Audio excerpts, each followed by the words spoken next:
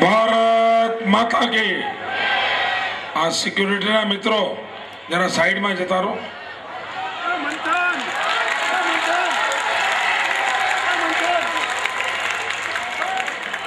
તમારી તકલીફ મને ગાંધીનગરમાં બેઠા બેઠા ખબર પડે છે।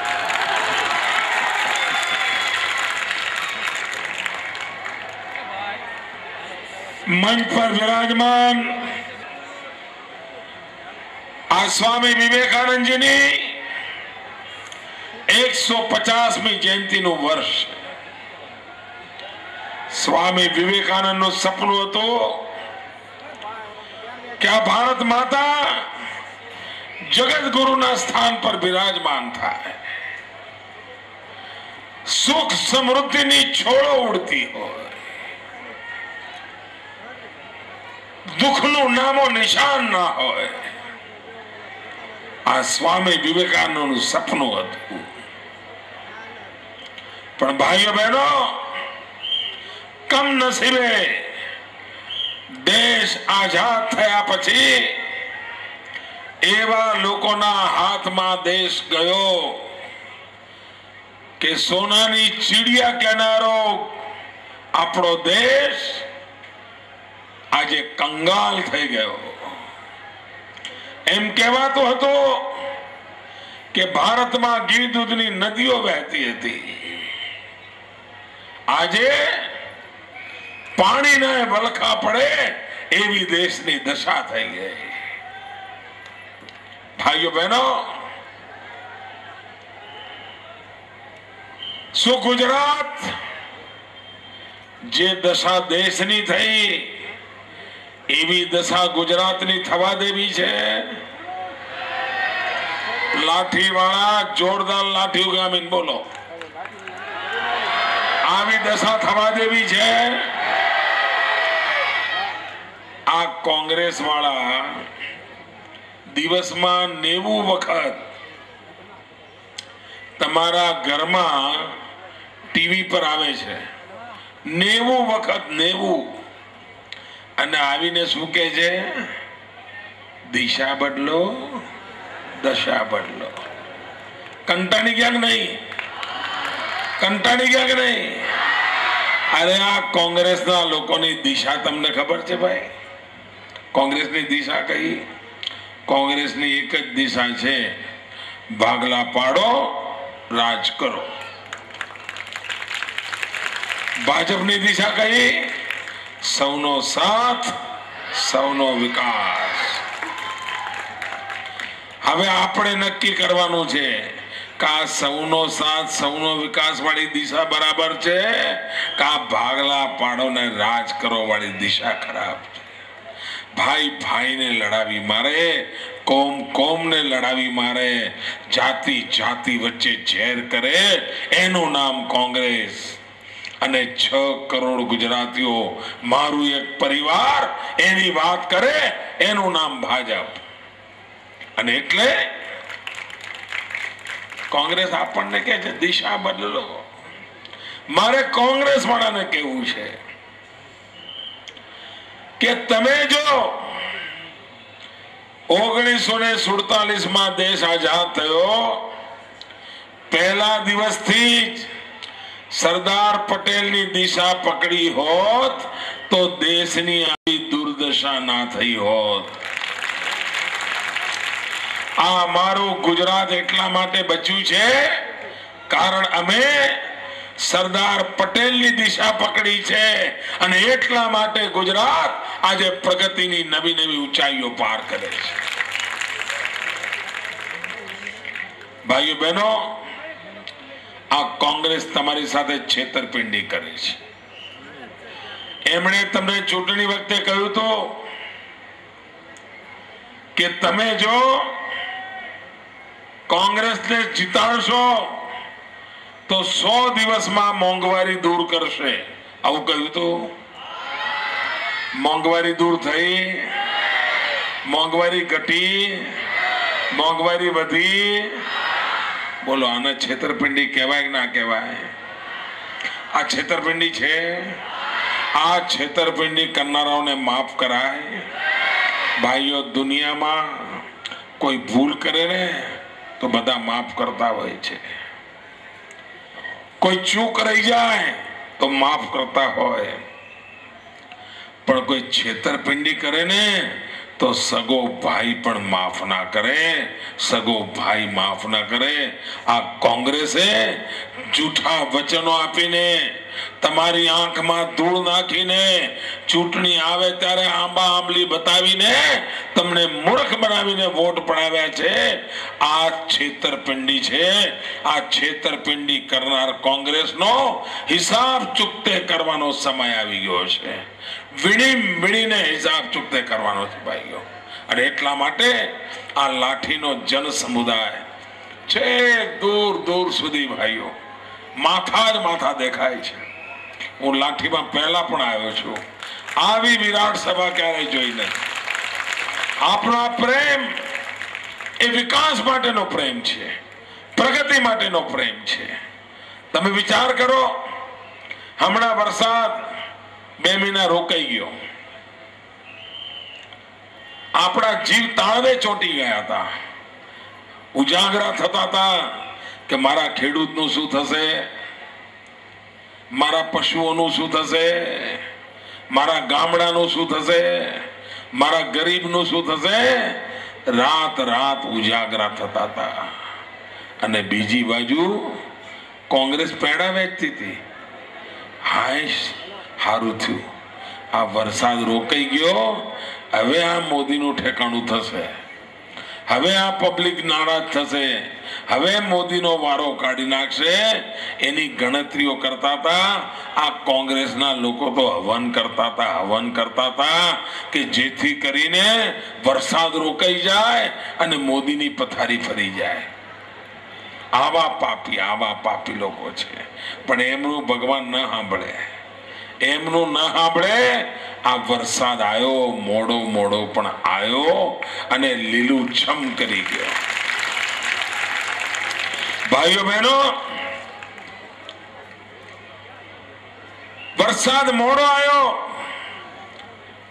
પછી વરસાદ પડ્યો, તેમ છતાંય ખેડૂતો માટે ચિંતા કરનારી ગાંધીનગરમાં સરકાર હોવાના કારણે અમે નિર્ણય કર્યો કે પાકના જે લોન લીધી હોય, હવે ખેડૂતનો પાકને નુકસાન થયું છે તો એ લોનનું વ્યાજ બધું મારી સરકાર ભરશે.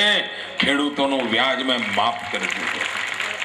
એટલું જ નહીં, આ પાકને નુકસાન થયું છે તો ખેડૂતને વીજળી બિલ ભરવામાં તકલીફ પડશે તો અમે 3000 કરોડ રૂપિયાની તો સબસિડી આપીએ છીએ.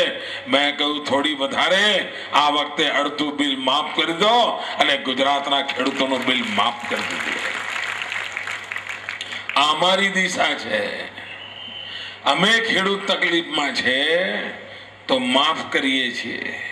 અને કોંગ્રેસ આખા દેશમાં ખેડૂત તકલીફમાં છે તો પણ ડીઝલમાં 5 રૂપિયાનો વધારો કરી નાખે છે. એ કોંગ્રેસની દિશા છે. લૂંટી લેવું આ જ કોંગ્રેસની દિશા છે. ભાઈઓ બહેનો, તમે કોઈ સાયકલ ચોરી ગયું એવું તો સાંભળ્યું હોય ને? બોલો તો ખરા. કોઈ સાયકલ ચોરી ગયું એવું સાંભળ્યું છે? કોઈ મોટર ચોરી ગયું એવું સાંભળ્યું છે? કોઈ રૂપિયા ચોરી ગયું એવું સાંભળ્યું છે? કોઈ સોનું ચોરી ગયું એવું સાંભળ્યું છે? કોઈ હીરા જવેરાત ચોરી ગયું એવું સાંભળ્યું છે? પણ કોઈ દી કોઈ કોયલો ચોરી ગયો સાંભળ્યું છે? ના, કોઈ સાંભળ્યું ભાઈ? ક્યારે કોયલો ચોરી ગયો સાંભળ્યું છે? કોલસા કોઈ ચોરી જાય એવું સાંભળ્યું છે? અરે, તમારા ઘરની બહાર કોલસાનો ઢગલો પડ્યો હોય, કોઈ ગરીબ ભિખારી માણસ પણ ક્યારે તમારો કોલસો ચોરી જાય ભાઈ? કોલસાને તાળામાં મૂકવો પડે. કોલસાને કોઈ ચોરી ના કરે, ક્યારેય ના કરે. પણ દિલ્હીમાં એવી સરકાર બેઠી છે 2 લાખ કરોડનો કોલસો ચોરી ગઈ. 2 લાખ કરોડનો. બોલો, આને માફ કરાય? આને માફ કરાય? આ પ્રધાનમંત્રીએ કાલે જાહેરાત કરી. પ્રધાનમંત્રીએ કહ્યું કે પૈસા કઈ ઝાડ પર ઉગતા નથી. બોલો, આ તમને ખબર નહોતી ભાઈ? ખબર હતી કે નહીં? પૈસા ઝાડ પર ઉગે. પણ પ્રધાનમંત્રી, આ દેશની નહીં જનતાને તો બરાબર ખબર છે કે કોંગ્રેસના પૈસા ઝાડ પર ઉગે છે. અને કોંગ્રેસનું ઝાડ છે 2G સ્પેક્ટ્રમનું, કોંગ્રેસનું ઝાડ છે કોયલા કૌભાંડનો. એક એક કૌભાંડોના ઝાડ આ કોંગ્રેસના પૈસા ઉતારી આપે છે. આ કામ મનમોહનસિંહજી આપની પાર્ટી કોંગ્રેસમાં ચાલે છે. આ હું જાહેરમાં ખુલ્લો આરોપ કરું છું. કોંગ્રેસ વાળા રોજ મોદીની વાહે પડી જાય છે. ભાઈઓ બહેનો, આ લાઠીમાં તમને એક સમાચાર આપું. આ વખતે કોંગ્રેસ પાર્ટી ચૂંટણી લડવાની નથી. સમજ્યા? હેલો. આ વખતે કોંગ્રેસ પાર્ટી ચૂંટણી લડવાની નથી. કોંગ્રેસ ખાલી ઉમેદવારો મૂકશે, ચૂંટણી લડવાનો કારોબાર CBI સંભાળે છે. કોંગ્રેસને જીતાડવા માટે ગુજરાતમાં આખી CBI ઉતારવામાં આવી છે. અને જે કોંગ્રેસના આડે આવ્યો એને જેલમાં પૂરવાની ધમકીઓ આપવાની, વોરંટ કાઢવાના, ખોટા કેસ કરવાના, આખા ગુજરાતને જેલખાનું બનાવવું, આનો કારસો ચાલી રહ્યો છે. ડોક્ટર મનમોહનસિંહજી, તમે જેટલું ગુજરાતને દબાવવા જશો ને એટલી જ સ્પ્રિંગ વધારે ઉછળવાની છે. તમે લખી રાખજો. કોંગ્રેસ પાર્ટીના લોકો, તમે જેટલો કીચડ ઉછાળશો અમારા ઉપર એટલું જ કમળ વધારે ખીલવાનું છે. અને અમે ફરી ગાંધીનગરમાં ગુજરાતની જનતાની સેવા કરવા બેસવાના છે. લાઠીના ભાઈઓ, મને જરા જવાબ આપજો. હું જે વિકાસના કામો કરી રહ્યો છું એનાથી તમને સંતોષ છે? આ રોડ રસ્તાના કામો કરું છું એનાથી સંતોષ છે? આ ગટર પાણીના કામ કરું છું એનાથી સંતોષ છે? આ કૃષિ વિકાસ માટે કામ કરું છું એનાથી સંતોષ છે? આ શિક્ષણમાં સુધારા લાવું છું એનાથી સંતોષ છે? આરોગ્ય માટે નવા નવા યોજનાઓ બનાવું છું એનાથી સંતોષ છે? આ 108 ગાડી મફતમાં તમારી સેવામાં મૂકી છે એનાથી સંતોષ છે? બરાબર સંતોષ છે? બોલો, તમને આટલો બધો સંતોષ છે, મને નથી. કેમ? એટલા માટે કે તમને જે આનંદ થાય છે ને કે મોદી સાહેબે આ કામ કર્યું, આ કામ કર્યું, આ કામ કર્યું, આ તો હજુ કશું કર્યું નથી. આ તો જે કર્યું છે ને એ મેં પેલા 50 વર્ષના કોંગ્રેસના ખાડા પૂર્યા છે. આ કોંગ્રેસ જે ખાડા કરીને ગઈ છે ને એ ખાડા હજુ તો મેં પૂરા કર્યા છે. અને ભાઈઓ બહેનો, કોંગ્રેસ એવા ખાડા કરીને ગઈ છે, એવા ખાડા કરીને ગઈ છે કે મારા જેવાને પણ એ ખાડા પૂરતા પૂરતા 10 વર્ષ લાગ્યા. અને જો મારા જેવો ના હોત ને તો 100 વર્ષે આ ખાડા ના પૂરાતે, તમને કહી રાખું છું. હવે મેં માંડ કરીને આ ખાડા પૂરા કરીને હરખું કર્યું છે. હવે મારે દિવ્ય ભવ્ય ગુજરાત બાંધવાની શરૂઆત કરવી છે. એના માટે મને તમારા આશીર્વાદ જોઈએ. આપણે ત્યાં દિવાળી આવે ને તો એના પહેલા બહેનો શું કરે?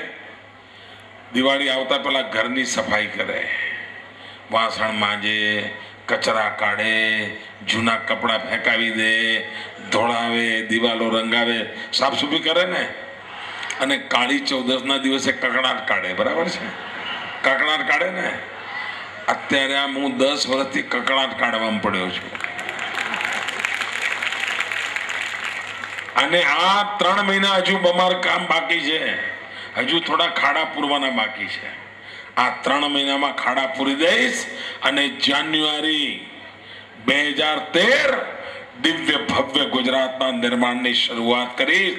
અને 5 વર્ષમાં ભવ્ય દિવ્ય ગુજરાત આપના ચરણોમાં ધરી દઈશ. આપના મને આશીર્વાદ જોઈએ. આપે સ્વાગત કર્યું, સન્માન કર્યું, આપનો ખૂબ ખૂબ આભાર. ભારત માતા કી, ભારત માતા કી.